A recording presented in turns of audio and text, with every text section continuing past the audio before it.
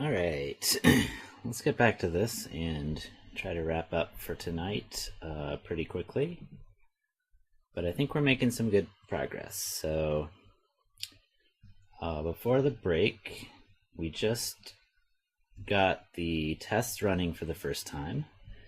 And we also worked through some painful debugging of some of the kernel code, and also discovered that the internal representation of HTML attributes appears to have changed pretty drastically. So that's where we're at now. I think we've got the new representation of the attributes, and it also looks like there's a pretty good, well, I guess we'll find out how comprehensive this is, but there's at least a pretty straightforward set of tests here. Hopefully it covers everything that selectors can represent, so as we work through fixing the test for this file, hopefully everything will come together. So here's our current error.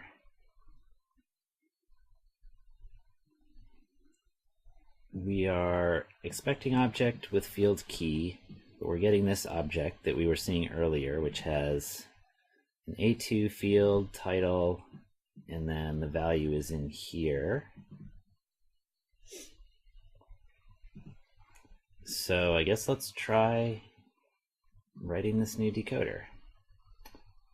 The decoder we saw earlier is here in elm-html internal types, decode events, and what does this do? It either finds a field and gets a dictionary,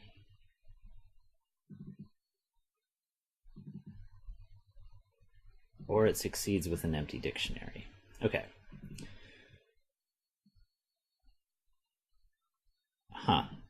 So we're being passed a function that, when given an event handler, can produce decoders of messages. I guess this is some kind of dependency injection for the event handling. And then we have to return a decoder of dictionaries, of strings, and the values are decoders. Oh, whoops, this is decode events. We should be looking at decode attributes. So given a decoder of A, we want to produce a decoder of dictionaries where the keys are strings and the values are A. And what is attribute key? What is attribute key? I guess that's defined in probably this constants thing. Let's see what's in there. Oh yeah, okay. So attributes key. I guess let's focus back on the error message for a minute. It's saying it was expecting an object with a field named key. So I think I was looking one level too deep. Let's see. So we're calling decode attribute, and I think we're done with this stuff for the moment. Decode attribute. Here we go. Oh, okay. I was looking at decode attributes, plural. Okay, great.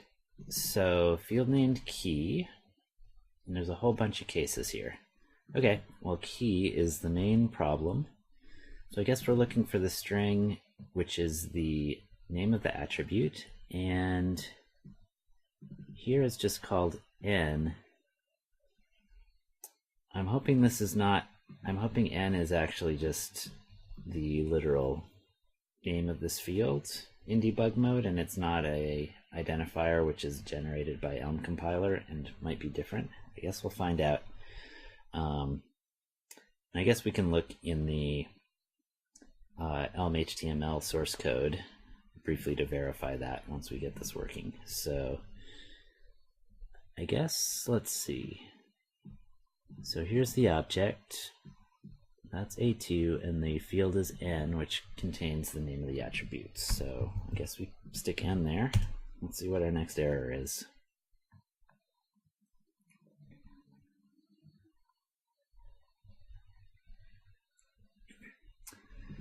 All right, we were expecting object with a field named value.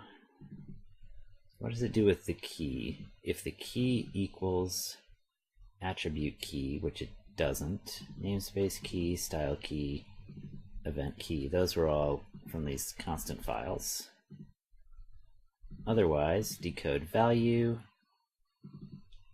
and okay, let's get the decoding part.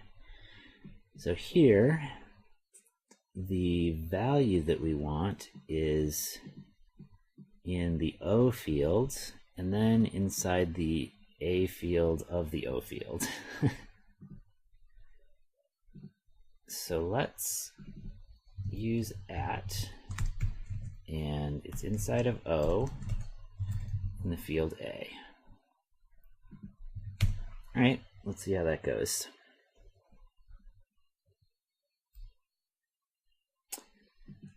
Great, and we have our first passing test. All right, let's see if we can get through the rest of these today. I'm hoping the rest of these will be pretty straightforward now that we understand what's going on.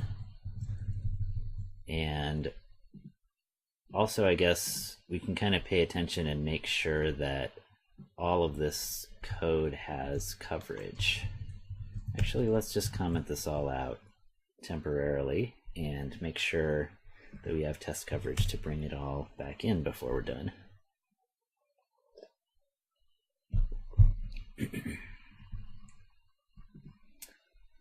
Okay, so next up,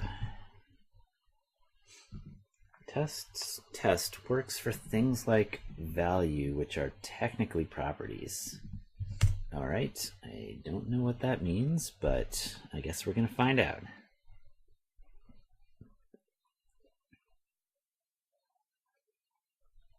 Cool, okay, and that worked already. So that one passed. Let's try the next one.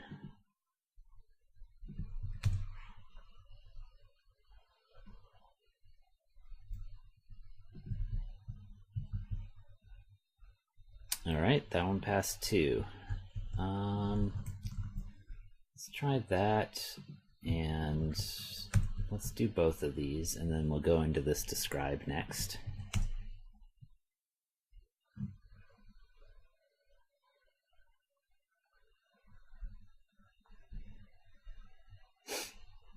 Okay, so we got one failure. Which one is it? Can generate a style selector. So that's this one. Okay. And this, we must have changed earlier to make it compile. So the API for creating the styles changed. Let's take a look at internal types. Okay. So here's the styles branch, so presumably it's this. If key equals style key. And I guess let's also look in here. Okay, so here's the error one. Problem with the value at json.o. Was expecting an object. Oh, okay. I'd like to just see that JSON itself. Let's change our debugging so that we can actually see the JSON.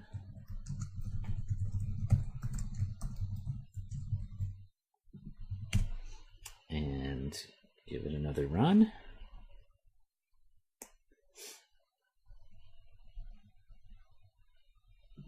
Oh, it's not going to let us see that. Okay, we can log that out in our native function.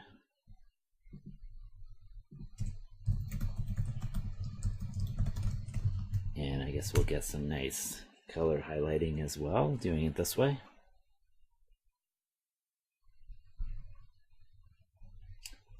All right.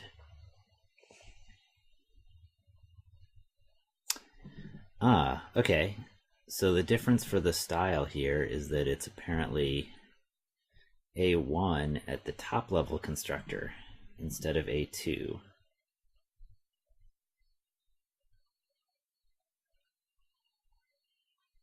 Huh, okay, so what does that mean for our decoder?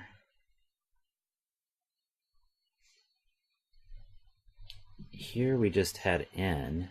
Oh, I see. Okay, so this is at the same level as n. So we need to also check the dollar here. Okay, so I guess we need to add another level then to our decoding. I guess I'm wondering what the other types of values are. Will they all have an n? If they do all have n, then we could just decode these both together and then do a case statement on both of the values at the same time. I'm thinking maybe it's worth checking the source code of elm-html right now and see if we can find a list of what the options are. So let's give that a go. elm-html.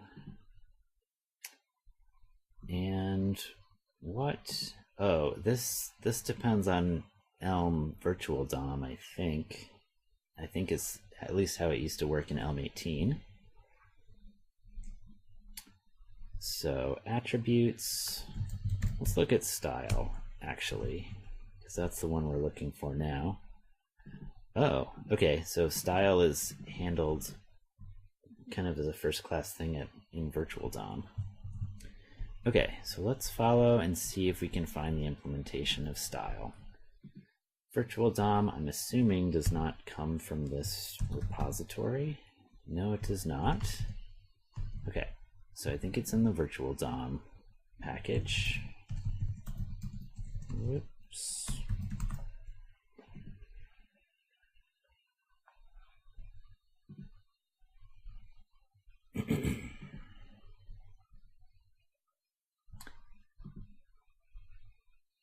Virtual DOM, and what is style? Okay, this just calls a kernel function.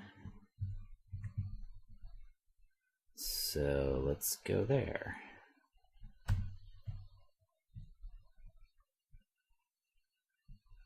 Huh, what is this server thing?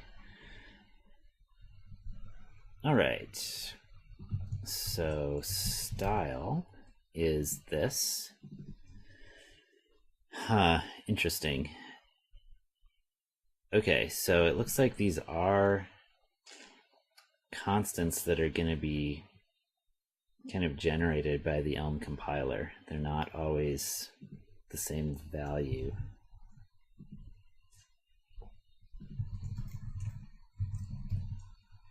I'm not really sure how those things work. I wonder if we can...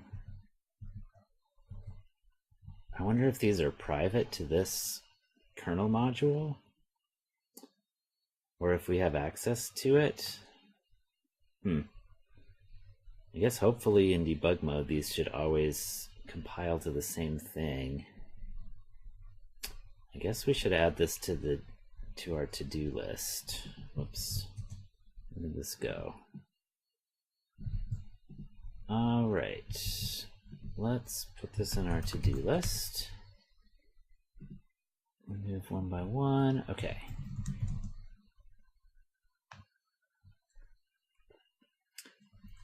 So we will need to check, do the generated values for the virtual DOM.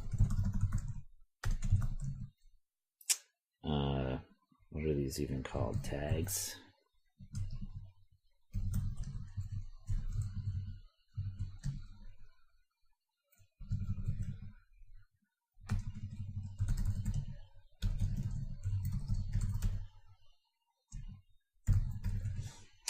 Yeah, do these always end up the same, or can we refer to them in our own kernel code? Okay.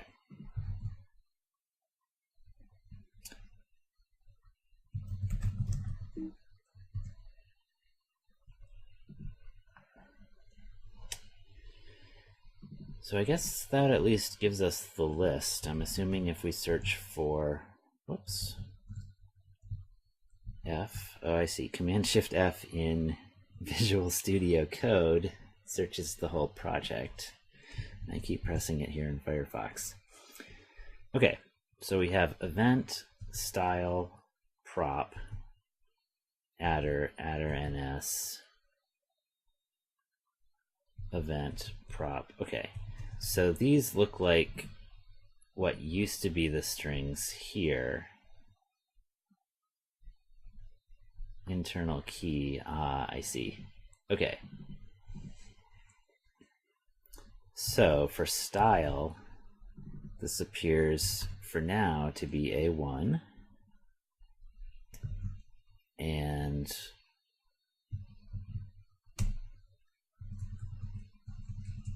what is it for? Is there attributes, properties? What is it for node?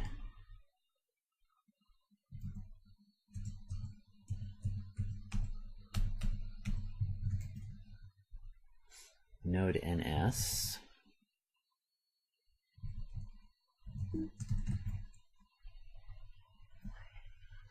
I see, this is a separate set. Oh, I see. So the twos must be for nodes, and then the ones are for attributes. Event, style, prop. So prop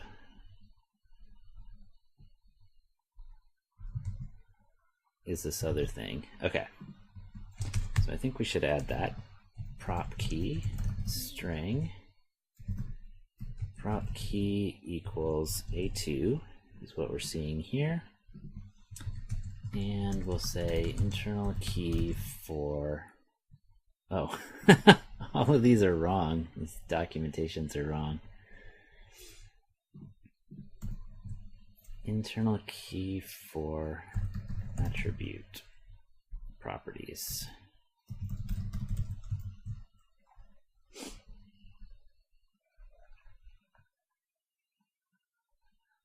Okay.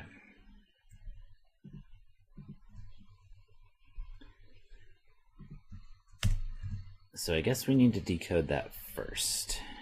We will do json.decode.field, the dollar field, json.decode.string, JSON decode, and I guess we'll call this tag. And I guess we'll also do case tag of, and if this is constants,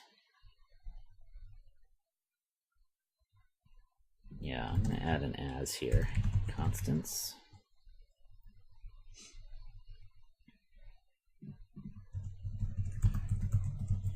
Dot prop key, then we're going to do this. Oops, I put that in the wrong spot.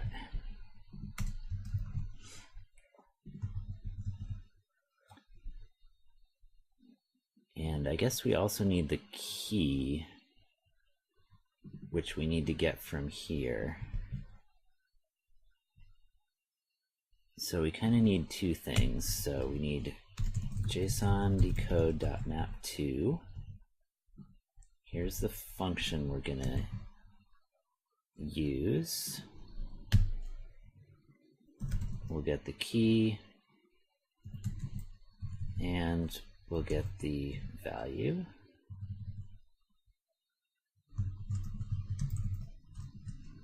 And it's a little bit funky, but we'll refactor this a bit later, like with all this partial application. It's not the cleanest way to write that, but we'll clean that up in a little bit.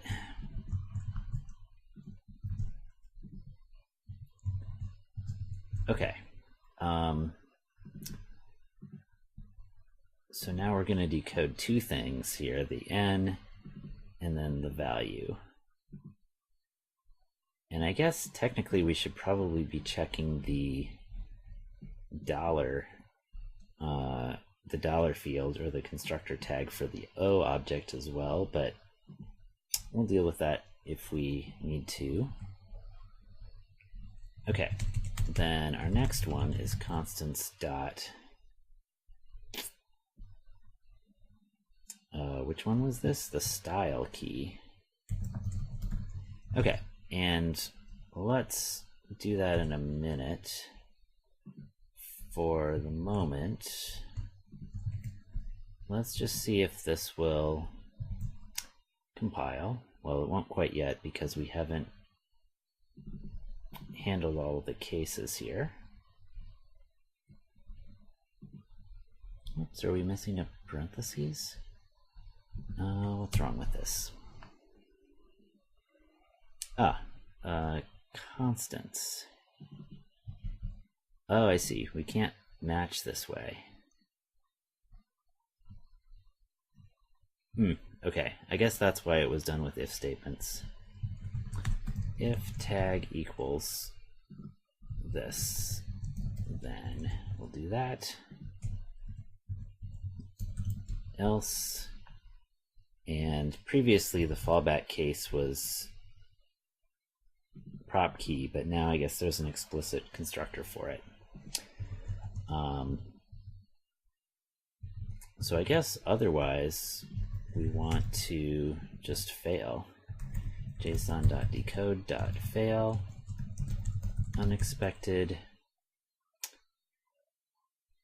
what is this? HTML.attribute tag.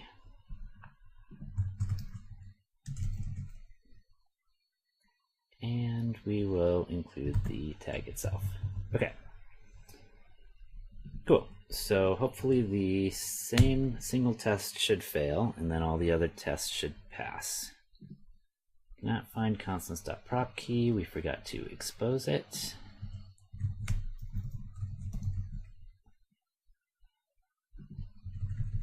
Oops.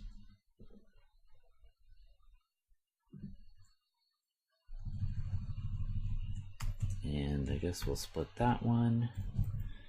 Docs, style key, prop key, I guess should really come first, even though it's A2, but I feel like it's a more basic concern.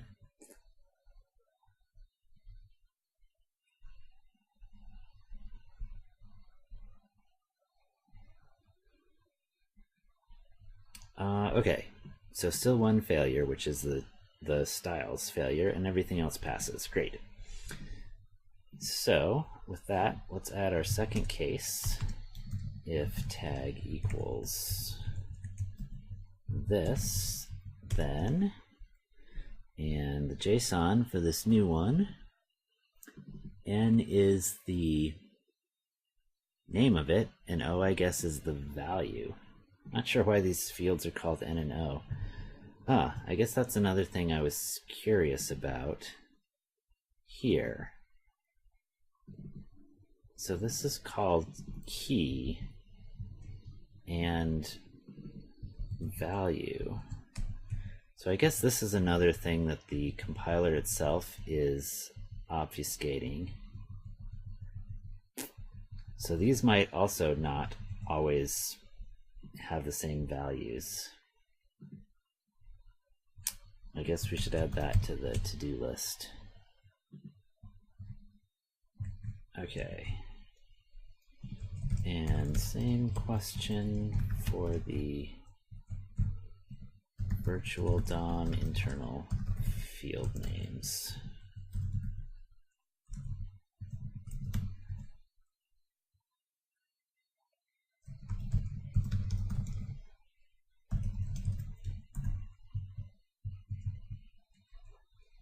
Okay.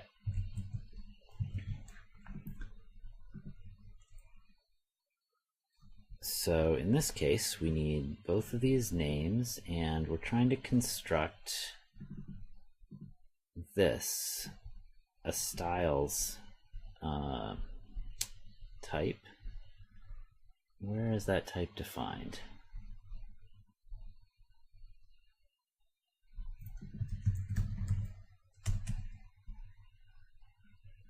Here we go. Yeah, holds a list of key value pairs to be applied to the node's style set. I guess ultimately this shouldn't be a list anymore, though for the moment we can just make a list with one item. But basically each attribute in elm-19 can only represent one key value style pair. This shouldn't be a list anymore. Okay, so I want to fix that, but for the moment we will JSON decode map2 again, because we're going to get two things. The two things we're going to get are basically this. We're going to get a field called n, and we're going to get a field called o. They're both strings. And then we're going to get the key value. And then we turn that into styles. So what was property record? Property, oh I see, property contains a property record. Styles just contains the list with the strings, so that's easy to construct. We will have styles with key val.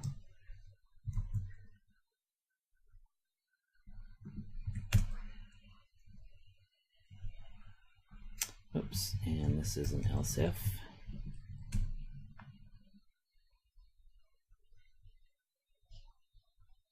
Map, oh, this is map2.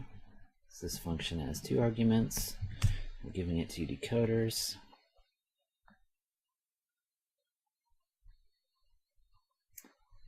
Okay, great. So that handles this branch.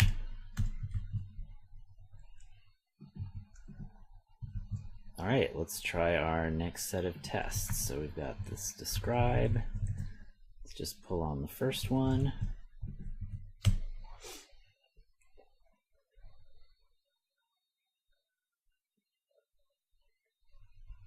All right, so that one passes. I guess we can just try all of these. Oops.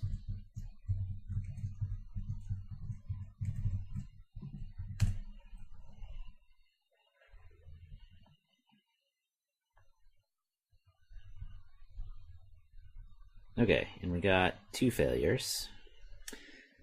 First one is catches a situation where the user passes classes using HTML attribute class the class. Okay, I see. Using HTML attribute class the class, so that's this test. Okay, cool. We're done with that file for the moment. And, what is the code that would handle this? Oh, I see. Well, class is lowercase. I'm not sure where in this old code, though, that would have happened. If key is attribute key, which was supposed to be this, then we turn it into an attribute or a namespaced attribute or an event. And here we're expecting it to become a classes.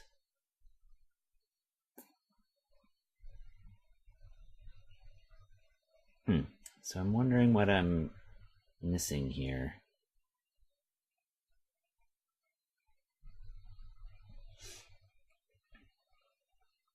I'm also kind of wondering why this is important. I'm not sure I really understand why. Let's see.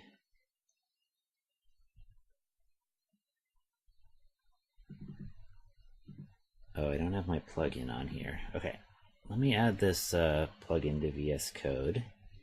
Let's see the... Oh, I guess we won't actually see the Git history because this file is brand new in this repository.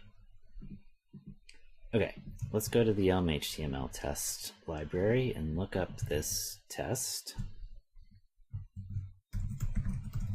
and see if there's any details about why it was added.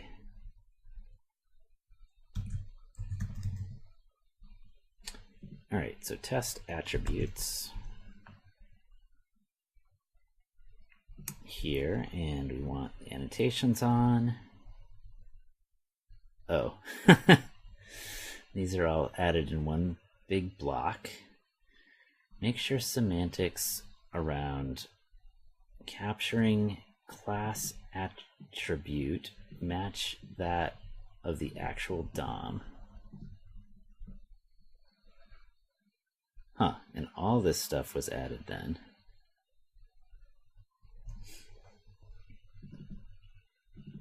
HTML attributes class and HTML attributes class list will work the same as selector.classes, matching any element with at least the given classes. Oh, I see. Okay. So that's kind of clever. There's like selector.classes if you want to find a particular class, but you can also say selectors.attribute with an HTML class attribute.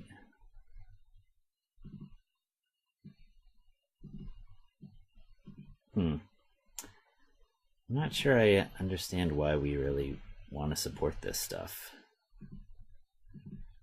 Any other string attributes like title or bool will match elements with the exact values. Okay. Any attributes, blah, blah, blah. Okay.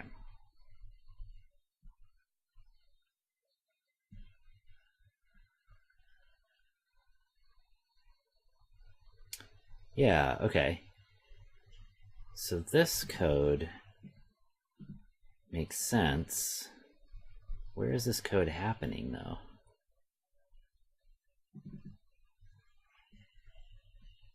This turns an attribute into a selector. Case attribute name. Huh. Because this code is not what I was seeing here, so maybe it got changed since that commit.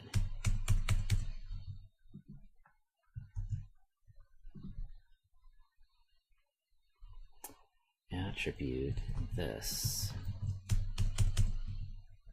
Oh, I see. And we're in internal types. This is a different file, right? This is test HTML selector. Ah, okay. So maybe we're actually good enough for this file for the moment.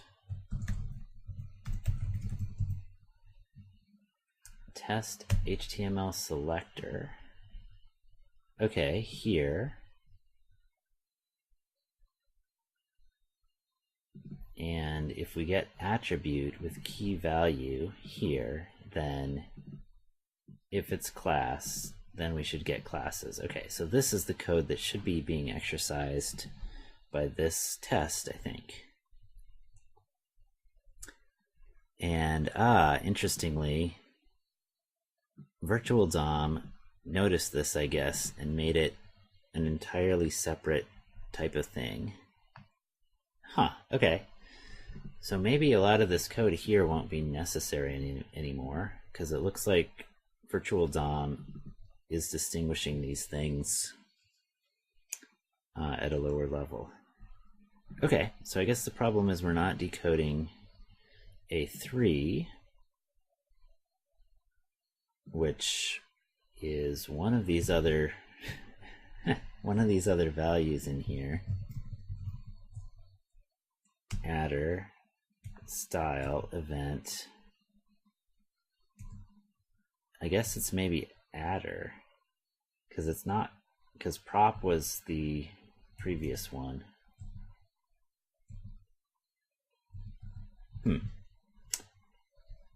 Okay. So what happened for attribute record? a namespaced attribute record. Okay, so this is in the attribute case, and then class name is a property. Okay, great. So it looks like we just need to implement this branch. So let's give it a go. Let's say else if tag equals constants dot adder key. Is that what it was called?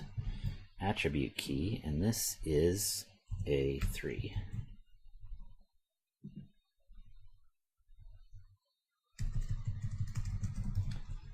Then we are going to take this and uncomment that. Attribute record. Let's flatten that up. And these fields are not going to be the right things. The name of it, the real key, is going to be n again, and O is the value. Okay.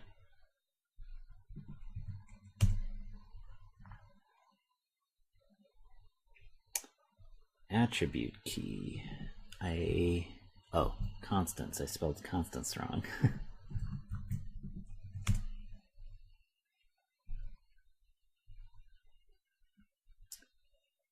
And, attribute.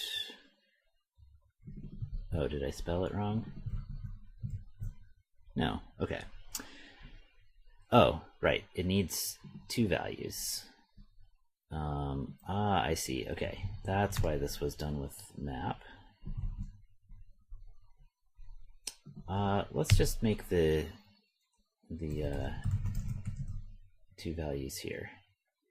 So we're going to have attribute of attribute record with key and value.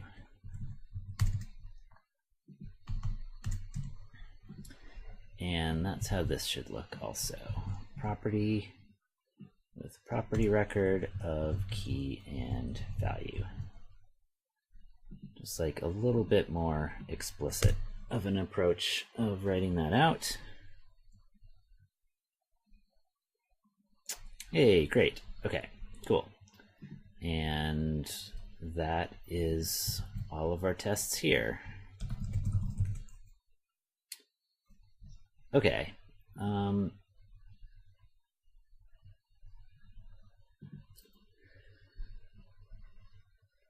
We've got a lot of code that we didn't need yet.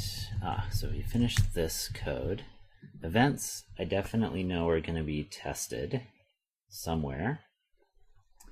I'm curious about the namespace. Hopefully there's some tests around that. How do you even create a namespaced attribute in elm-html? Let's check. Or I guess in virtual DOM.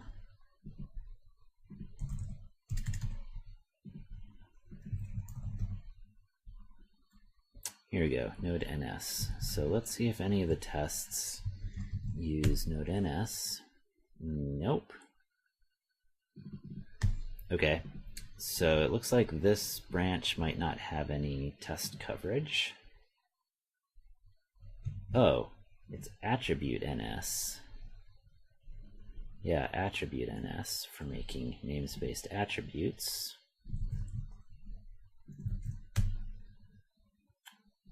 Yeah, that isn't covered anywhere either. Let's add a test for that real quick.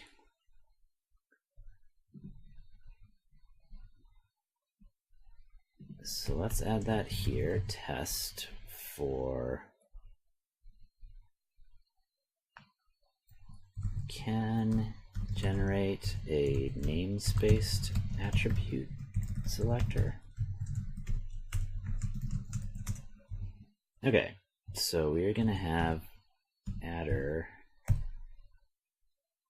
I don't think we can make these directly through HTML. I think we have to import virtual DOM, but let's check.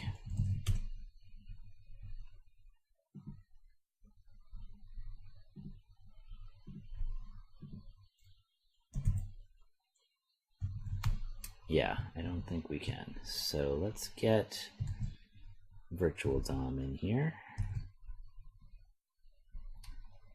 This will be virtual DOM dot attribute ns. I guess this is the ns part. This is the header part. And what else do we need? I guess the value. Okay, let's use this example actually.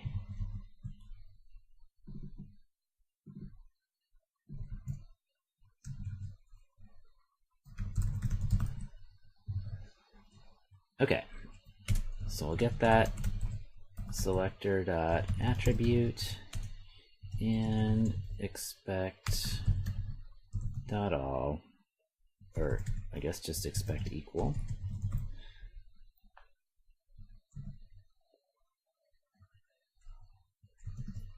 to be, what is this, namespaced attribute.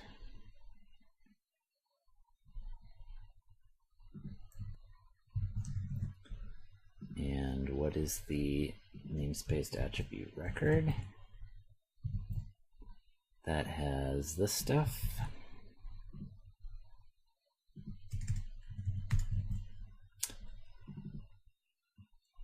Key is this. This is the namespace, and this is the value. Okay. So that should fail. We didn't even import it. Or no, what's wrong here? Namespaced attribute. Oh yeah, and we need virtual DOM. Let's deal with that first. We might have to add that as a project dependency, I'm not sure. Hope that worked. Okay. And namespaced attribute. Oh, I see. These are selector constructors, not internal type constructors. So does this even have a namespaced thing? Oh, huh.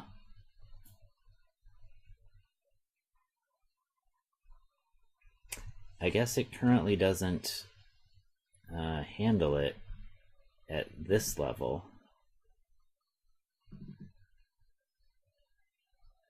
You only handle attributes, properties, and styles. And if we get a namespaced attribute, we don't even handle it in elm-html-test. Huh, that's interesting. Okay. I guess in that case, we are not adding a test for this. And despite not having a test, I guess we should go ahead and keep this code. But we should maybe note that it's not tested. I guess I also want to get a test failure so that we can see what the key is for this in virtual DOM. So let's make this fail and run it.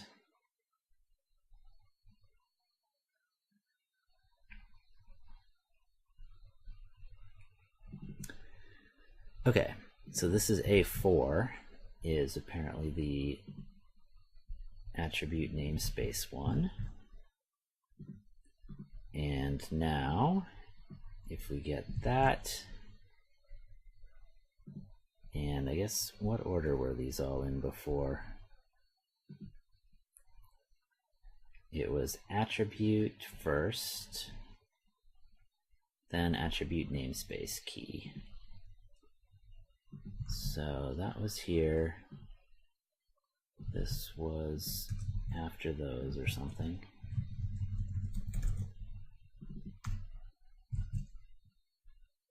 Okay, so done with that. Else if constants.attribute namespace key, then we're going to get this. And what do we have here? The real key is n, then value is o. This value, the value is also o, and namespace is f. Yeah, okay, I'm pretty sure these keys could be different depending on the code that's being compiled. Actually, I'm wondering if we're actually compiling in dev mode instead of debug mode when we build these. Let's check that real quick right after that, because this kind of field mangling, I think, shouldn't be happening in debug mode, so maybe we're actually running in the compiler in dev mode when we run these tests. Okay, and this is tag now.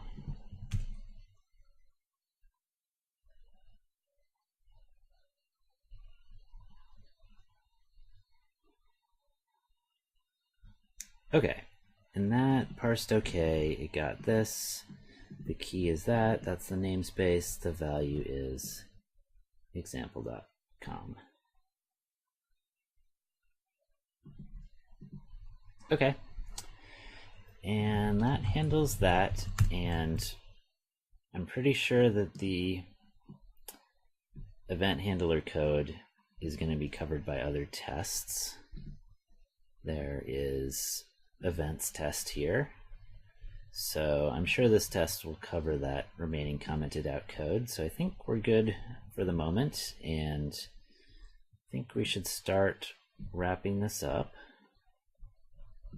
But first, I want to look into how we're compiling this. Yeah, okay, it even says compiled in dev mode. So I'm thinking if we switch it to debug mode, all these keys will go back to being the expanded versions of everything. Which is also interesting. We may need to put a warning in here somehow so it'll print an error message saying that this only works in debug mode. So here's our test script. We're running elm-make. Let's add debug here and see if this changes things.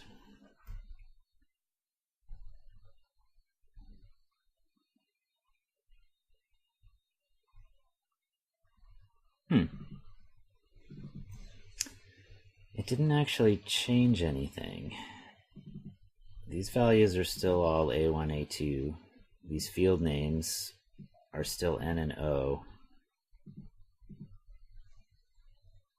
I wonder if maybe it doesn't, like, do we need to clean the Elm stuff folder?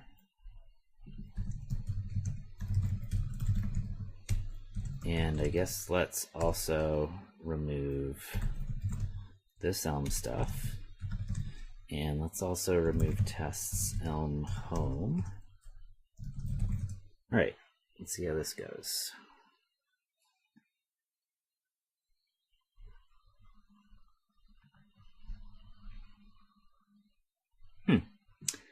No, these are all still optimized field names. So I guess maybe that's something it just always does with kernel modules.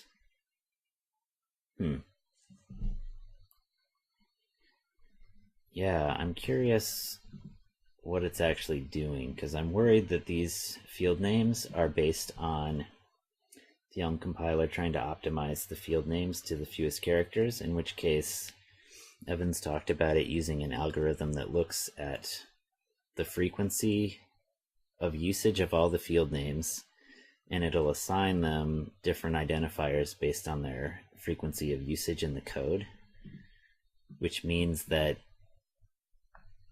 if that's the case, and is what's happening here, if some other identifier gets used more frequently than the key value, then that would mean this would suddenly become a different letter. So I'm hoping this is just some optimization that's applying locally to each kernel module and is not the global optimization that happens across all of the compiled code, because if the latter is the case, that means that people's tests will just start breaking at a certain point. Okay, so at least we looked into that. We've got this. Let's move this up here. And we'll take one of those comments out. To do should be covered by tests/events. Is that what it was called? Test/source/events.elm. And we're done with this stuff.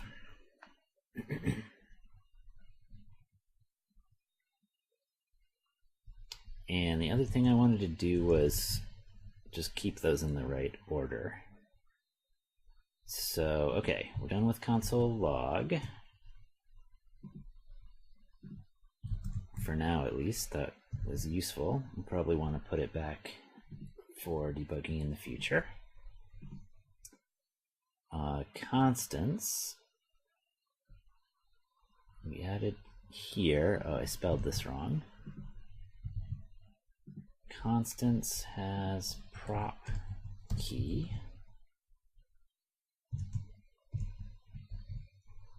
And known keys. Okay.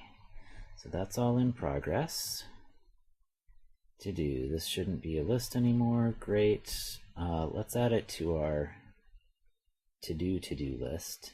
elm-html internal types dot styles.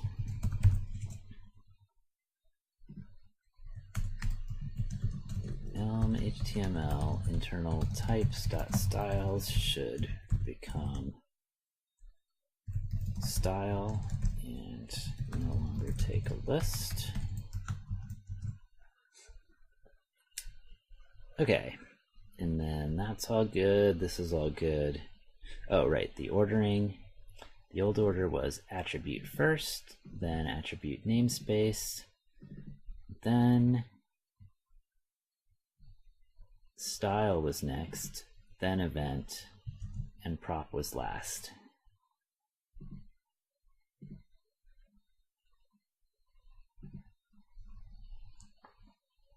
Style was next, then event, and prop was last. Okay.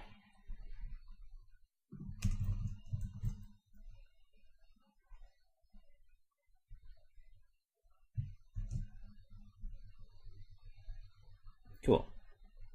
So I think that all looks good. Selector, we do not need that. Then this test we didn't actually need. That was just for some debugging.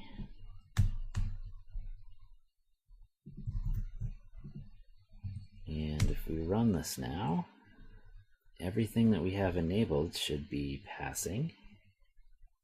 Okay, great.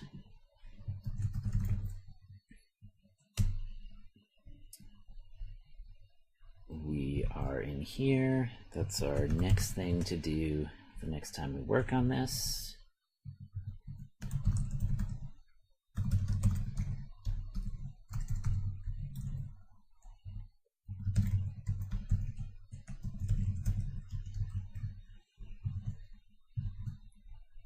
Cool. Well, actually, I guess we can just uncomment these and see the failures. Actually, maybe a lot more of these pass. Let's kill that. And actually, we did this. and get tests to pass. This is what we're working on now.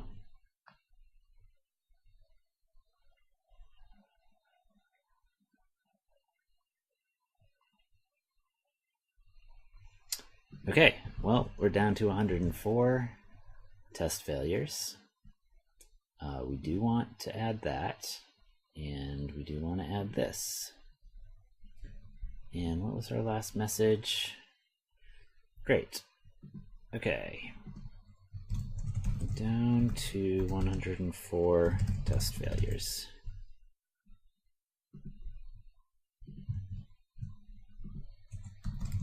And let's push that up.